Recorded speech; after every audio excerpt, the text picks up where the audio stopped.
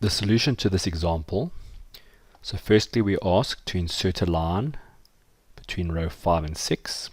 So what we can do is we can click on row 6.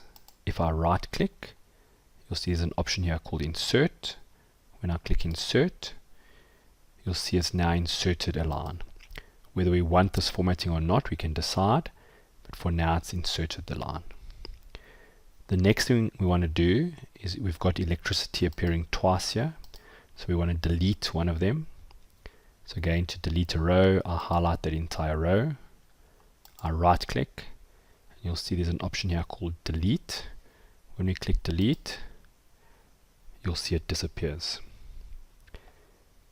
We now want to see this column O is a bit too small. We got hashes here, so you can either go hover over here. You see where the cursor turns to a thin straight line up and down.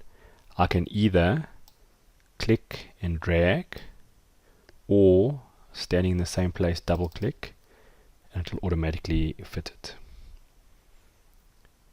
Coming down here, these row huts are all over the place and you can see I can't see what's written in there. So what I'm going to do is I'm going to highlight all of those.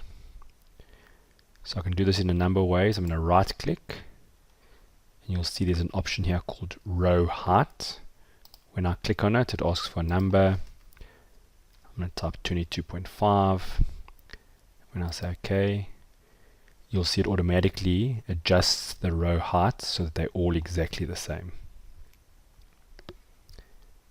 The next thing we need to do is we want to hide these items here. So again, you highlight the rows, right click, and you'll see there's an option here called hide.